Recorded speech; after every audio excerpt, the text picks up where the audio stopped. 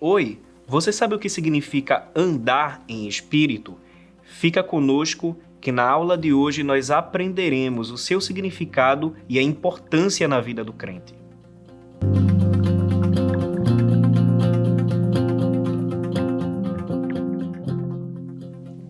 A paz do Senhor, meus irmãos, seja muito bem-vindo a mais uma EBD online.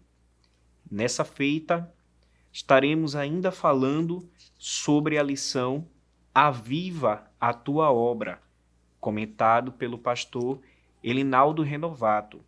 Nessa oportunidade, falaremos sobre a lição de número 12, que tem por título Vivendo no Espírito. A nossa leitura bíblica em classe encontra-se na carta de Paulo aos Gálatas, no capítulo de número 5 e versículos do 19 ao 25.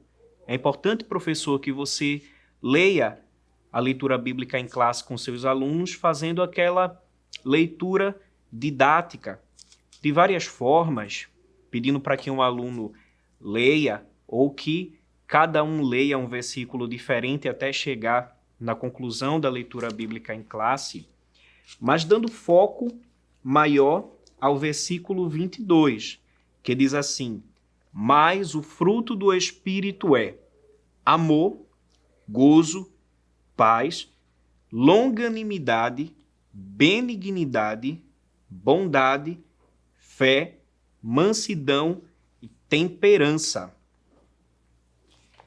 Os objetivos da lição são basicamente destacar o que significa andar no Espírito e a sua importância para a condução da vida espiritual, apontar os aspectos que envolvem o confronto entre a carne e o Espírito e ressaltar os dons e o fruto do Espírito como predicados essenciais para a vida e o caráter cristão.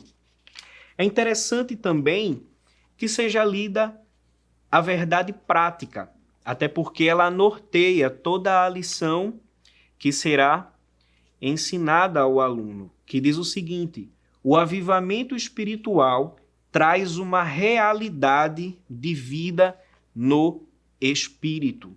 É diante desse arcabouço que a gente começa a entender que a vida espiritual do crente, ela tem muito a ver com o avivamento. Sobre qual perspectiva?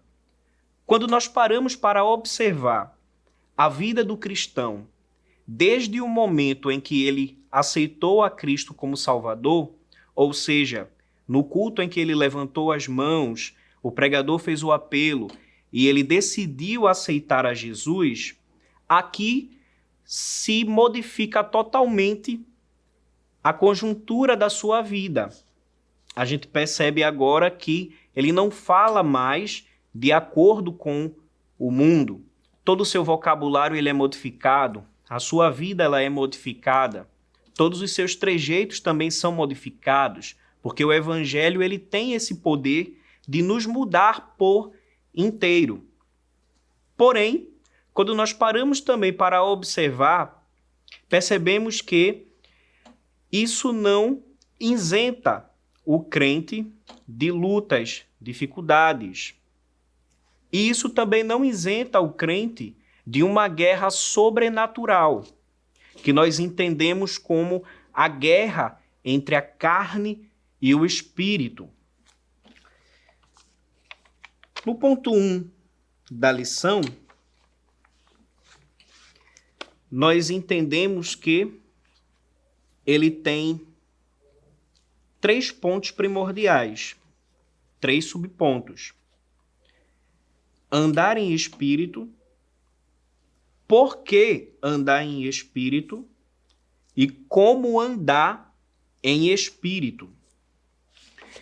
Quando nós observamos as palavras de Jesus, quando ele disse assim: no mundo tereis aflições, mas tende bom ânimo, eu venci o mundo. Quando Cristo ele usa a expressão mundo, ele está se referindo a todo esse sistema pecaminoso na qual o inferno ele orquestra para que a gente logo deixe de seguir os caminhos do Senhor. E quando nós observamos, percebemos que diz que Cristo fala: eu venci o mundo. Quando Cristo diz que ele venceu o mundo, ele diz que da mesma forma que ele venceu, nós também venceremos. Nesse primeiro subponto, que diz andar em espírito, é necessário, professor, que você cite o versículo 16 do capítulo 5 da carta aos Gálatas, que diz: digo, porém, andai em espírito e não cumprireis a concupiscência da carne. Perceba que quando Paulo fala isso, ele usa o I maiúsculo, que diz: andai em espírito e não cumprireis a concupiscência da carne.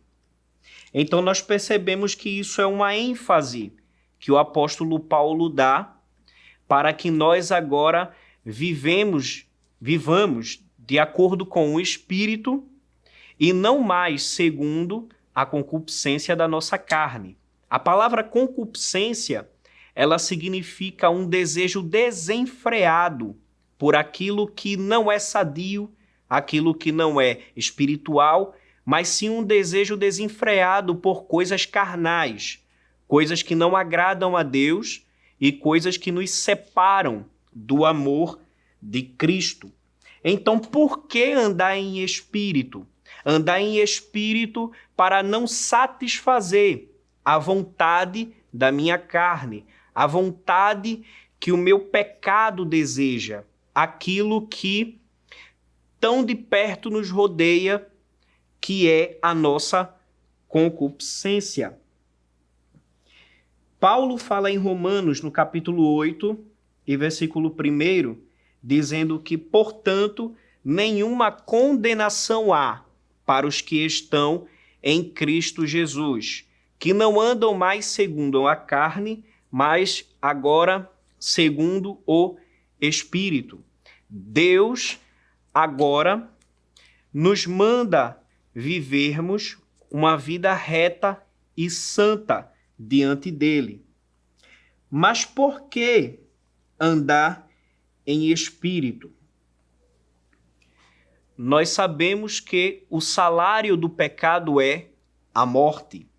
E sabemos que, se nós andarmos em pecado, nos afastaremos de Deus e o resultado será a condenação eterna. Então, se eu levantei a minha mão, se eu aceitei a Cristo como Senhor e Salvador da minha vida, eu agora tentarei, em todos os momentos, lutar contra a minha carne numa batalha incessante, para que eu assim alcance a maior de todas as promessas, que é a coroa da justiça, que está assim guardada para todos aqueles que assim são fiéis e lutam contra os seus próprios desejos. E como andar em espírito? O comentarista aqui ele cita alguns versículos da Bíblia e cita algumas formas de como esse andar em espírito deve ser executada na vida do cristão. Primeiro, ele deve ter o Espírito Santo dentro dele. E ele cita João, capítulo 14 e verso 17. Ele fala também ser guiado pelo Espírito. E ele cita Romanos 8 e 14. E por último, ele cita ser cheio do Espírito Santo. Efésios 5 e 18. Então, diante de todas essas perspectivas, nós entendemos como andar em espírito. Aquele que anda em espírito, conforme os textos que foram lidos, ele assim vive uma vida espiritual. Retornando ao segundo ponto da aula, diz o seguinte: o confronto entre a carne e o espírito. Esse segundo ponto ele é dividido em 2 subpontos: carne versus espírito e as obras da carne. É interessante, professor, que você destaque ao seu aluno que carne aqui se refere à natureza caída do ser humano. E é interessante que você destaque também para o seu aluno que isso não tem correlação com o corpo humano, pelo menos não de forma direta. Os olhos, as mãos, os membros do corpo humano, esse em si não é a relação que é falado aqui acerca de carne.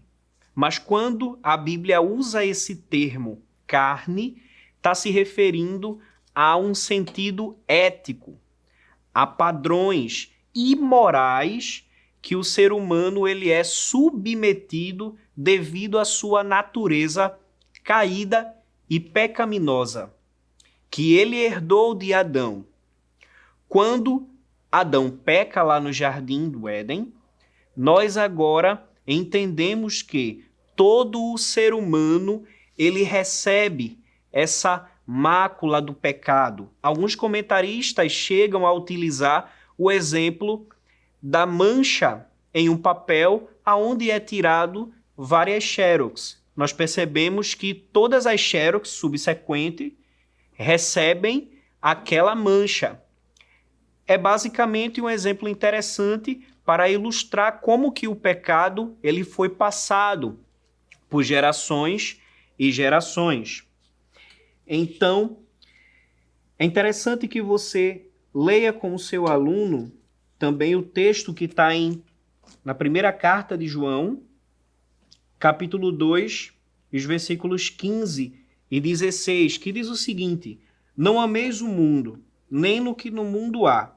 Se alguém ama o mundo, o amor do Pai não está nele, porquanto tudo o que há no mundo, a concupiscência da carne, a concupiscência dos olhos e a soberba da vida, não é do Pai, mas do mundo.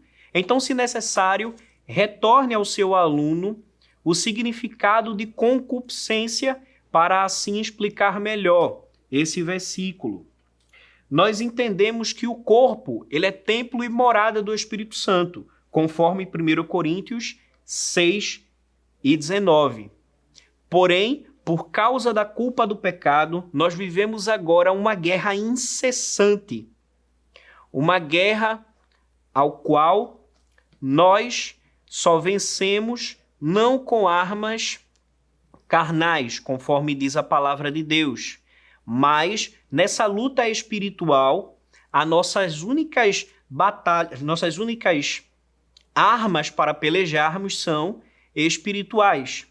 Oração, leitura da palavra, jejum constante e assim tentando viver uma vida devocional na parte do Senhor Deus. Quando nós falamos de carne, a expressão grega utilizada é a expressão sarx, que ela se refere muito bem à natureza caída do homem, inclinações para o que não agrada a Deus. E quando nós falamos de obras da carne, o próprio texto bíblico em classe, ele vai citar algumas: prostituição, impureza, lascívia. Essas obras da carne são de caráter de conduta sexual. Pessoas que não conseguem e têm a sua fraqueza nessa área da sua vida, como pornografias e coisas do gênero. Também vai falar de obras da carne em questões espirituais e religiosos. E aqui o apóstolo Paulo ele cita a idolatria. A idolatria ela é bem famosa no período veterotestamentário. Nós aqui temos exemplos muito conhecidos na Bíblia, no povo de Israel, como o bezerro de ouro e várias outras formas de idolatria que Israel fez. Mas no seu sentido mais claro, nós entendemos que a idolatria seria qualquer coisa que retira o foco principal de Deus no nosso coração. Nós sabemos que Deus ele não aceita ser dividido e ele não quer ocupar um coração que seja dividido por alguma outra coisa. E é por isso que Paulo ele cita a idolatria. Ele cita também a feitiçaria. E aqui o apóstolo continua dando assim, falando sobre relacionamentos interpessoais que também fazem parte das obras da carne. Ele cita inimizades, porfias e emulações, iras, pelejas e dissensões. Todas essas com esse caráter de raiva, ódio, disse-me-disse. Nós podemos aqui também trazer para a aula a fofoca, falar mal do irmão. Todo esse tipo de contenda é incluído na lista que o apóstolo Paulo ele cita. E ele fala também de algo interessante. Ele cita as heresias. Por que as heresias? O apóstolo entende que uma heresia colocada dentro de um contexto eclesiástico ali poderia gerar também dissensão entre os irmãos. Vale lembrar que a carta aos Gálatas ela foi escrita primordialmente com o intuito de exortar os irmãos que estavam querendo judaizar aquela igreja, trazendo velhos costumes como a circuncisão e muitas outras heresias. É isso que faz com que o apóstolo Paulo coloque as heresias também na sua lista de obras da carne. Ele também continua falando sobre invejas, homicídios, bebedices, o uso do álcool. E ele fala também da glutonaria. E isso é interessante, porque a glutonaria aqui, dentro do contexto em que Paulo vivia, há um contexto onde pessoas se envolviam com vários tipos de orgias regadas a bebidas alcoólicas e a ingestão de alimentos, comidas, até não aguentar mais, mas somente naquele sentido do que nós chamamos de farra, daquela festa mundana. E Paulo aqui ele cita a glutonaria como algo também incluso nas obras da carne. Vale lembrar aquele versículo também que o apóstolo Paulo ele diz: quer comais ou quer bebais, faças tudo para a glória de Deus. Então, tudo isso que o apóstolo cita, ele termina a sua lista dizendo que os quais que cometem tais coisas não herdarão o reino de Deus. Porque quem pratica as obras da carne é porque vive pela carne. Não foi ainda liberto pelo sangue de Cristo. Não teve ainda contato com a propiciação. O que seria isso? O sacrifício que desvia a ira de Deus. Todos esses que assim cometem as obras da carne, eles não tiveram ainda um contato com o Cristo, que assim regenera, santifica e que nos levará para o céu. E é por isso que Paulo finaliza dizendo que aqueles que praticam essas obras não herdarão o reino de Deus. Chegando ao terceiro e último ponto dessa lição tão maravilhosa, ele tem por título Avivamento pelo fruto do Espírito. É dividido em 3 subpontos: o fruto do Espírito, os 9 aspectos do fruto do Espírito e contra o fruto do Espírito não há lei. É interessante, querido professor, que você inicie esse ponto da lição com a seguinte pergunta para os seus alunos: como você lida com as obras da carne? Espere as respostas, veja como cada um reage à pergunta, e em seguida é interessante que seja destacado o fato de que, contra as obras da carne, o melhor seria a insistência para vivermos de acordo com o fruto do Espírito. É isso mesmo, o fruto. Eu sei que isso já está mais do que esclarecido para a maioria das pessoas, mas para os que ainda têm dúvidas, um exemplo mais clássico para a resposta sobre o que é o fruto do Espírito seria uma laranja ou uma tangerina com vários gomos. Não são os frutos, mas sim um fruto só, que tem várias vertentes e através delas nós podemos alcançar uma vida plena em Deus. Esses gomos desse fruto, ele é muito interessante nós entendermos porque uma pessoa, um crente, ele não pode ser dotado de todos os dons. Porém, é imprescindível que ele pratique o fruto do Espírito, porque ainda que aqui na terra ele não tenha os dons específicos, mas se ele tiver praticado o fruto do Espírito, sem sombra de dúvidas, ele alcançará a salvação em Deus.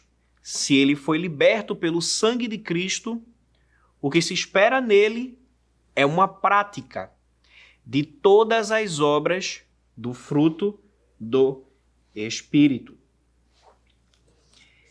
É interessante também destacar o versículo 22, que diz que o fruto do Espírito é amor, gozo, paz, longanimidade, benignidade, bondade, fé, mansidão e temperança.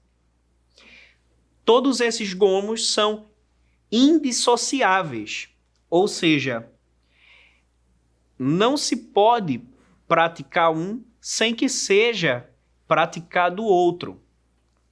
Você não pode ter amor sem ter paz. Não pode ser longânimo sem ter temperança. Então, todos esses gomos do fruto do Espírito, eles são totalmente unidos para que na nossa vida tudo isso seja praticado de forma uníssona. O amor, Paulo usa a expressão ágape. Alguns têm considerado o amor como sendo a caridade filantrópica, apenas o esmolar ou ajudar. Mas o amor que Paulo fala aqui, na expressão ágape, ela vai muito mais além do que isso. Ela é um pouco mais profunda. É o próprio amor de Deus impresso no caráter dos seus servos. Então, olha como isso é interessante. Paulo ele cita também gozo, a alegria. Essa alegria aqui, nós poderemos classificar como a própria alegria do Senhor, também impressa no caráter dos seus servos. Lá em Neemias 8 e versículo 10, nós encontramos a expressão: a alegria do Senhor é a vossa força. Ele cita mais, ele cita a paz. Isso é interessante, porque no mundo greco-romano que regia o contexto em que Paulo ele estava inserido, existia dentro do Império Romano uma frase chamada de Pax Romana. Como que os romanos eles pensavam acerca da paz? Eles pensavam o seguinte: paz, se você quiser ter, esteja preparado para a guerra. O apóstolo Paulo, contrapondo essa visão do Império Romano, ele diz que a paz, ela é um gomo do fruto do Espírito, porque a paz não é a preparação para uma guerra, mas é simplesmente você ter a certeza de que você não precisa guerrear. Simplesmente você vive em paz. Longanimidade.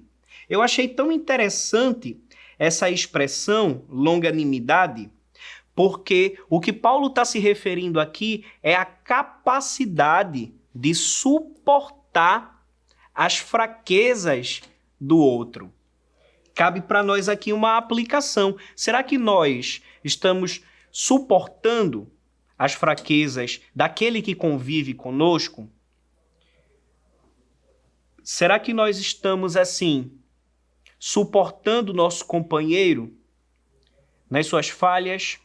Será que nós estamos suportando o nosso companheiro na maneira como ele vive? Cabe para nós aqui uma aplicação nesse sentido. Porque aquele que convive conosco, às vezes ele por uma fraqueza, ele exalta o tom da voz ou coisa do tipo. Mas será que a gente revida na mesma moeda? Ou será que a gente tem e exerce a longanimidade para suportar ele na sua fraqueza e entender que isso é algo dele? Lembra de Cristo? Quando Cristo ele foi traído, há um texto lindo que nós usamos na Santa Ceia dizendo que na noite em que foi traído, tomou o pão. Então, mesmo Cristo, sabendo que seria traído por Judas, mesmo assim, lhe entregou o pão de alimento ali para que cercasse também a sua mesa. Então, a longanimidade ela tem muito a ver com esse sentido, de suportar a fraqueza de alguém que convive conosco. Não é porque alguém bate em você em vários sentidos que você é obrigado a revidar. Essa é a longanimidade. A benignidade e a bondade, elas são intrinsecamente parecidas, porque da benignidade, o comentarista, o pastor Elinaldo Renovato, ele traz o exemplo da parábola do bom samaritano. Benignidade é aquele que faz o bem. E aquele que pratica também a bondade. Fé já é algo mais além. A expressão grega que ele usa é a expressão pistes. Fé aqui não é simplesmente aquela confissão positiva ou positivismo tão comum nos nossos dias modernos, nossos tempos modernos. Mas fé aqui é algo totalmente espiritual, algo do céu impresso também no nosso caráter. Mansidão e temperança. E ele finaliza dizendo: contra essas coisas não há lei. Por quê? Porque aqueles que praticam essas coisas, eles já vivem dessa forma justamente porque foram libertos pelo sangue de Cristo. Então, tudo isso, perceba que todas esses gomos desse fruto, ele é algo de Deus impresso no nosso caráter, no nosso proceder, em como andar, em como caminhar, como viver. como assim conviver no nosso ciclo social. Todas essas coisas fazem com que eu, enquanto cristão, tenha um posicionamento diante dessa sociedade. Então nós entendemos que todo aquele que pratica o fruto do Espírito, ele assim vive de acordo com as ordenanças da palavra de Deus. E para finalizar, leia para os seus alunos primeira carta de João 2:6, que diz assim: aquele que diz estar nele também deve andar como ele andou. Olha que maravilha! Nós devemos andar, seguir os passos do nosso mestre. É isso que significa ser cristão. Então, se você quer ter uma vida avivada, se você quer alcançar o verdadeiro avivamento bíblico e de acordo com a palavra de Deus, é necessário andar em espírito. Que o conhecimento é capaz de mudar a vida de quem lê, a gente já sabe. E que livro você pode comprar em qualquer livraria. Mas nós transformamos 100% do nosso lucro em mudança de vidas, através da ação social, evangelismo e missões. Ao adquirir qualquer um de nossos produtos, seja presencial ou à distância, você está investindo em alguém. Na próxima vez que você for comprar livros ou artigos evangélicos, não vá em qualquer lugar. Vá na Livraria Arca Missionária. Uma nova história começa quando você compra aqui. Sua contribuição através do Pix. Uma operação rápida, segura e sem custos. Abra o aplicativo do seu banco, clique na opção Pix e em seguida vá na opção Transferência. Depois é só digitar nossa chave Pix, que pode ser o nosso CNPJ 11 120 490 0001 86. Nosso e-mail contribua@eadalp.org.br ou nosso celular 81 98883 2755. Verifique se a contribuição é para a Igreja Evangélica Assembleia de Deus em Abreu Lima, Pernambuco. Confirme a transferência e depois siga o procedimento do seu banco.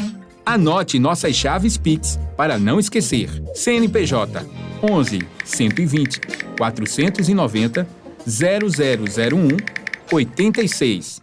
E-mail contribua@iadalp.org.br. Celular 81 98883 2755.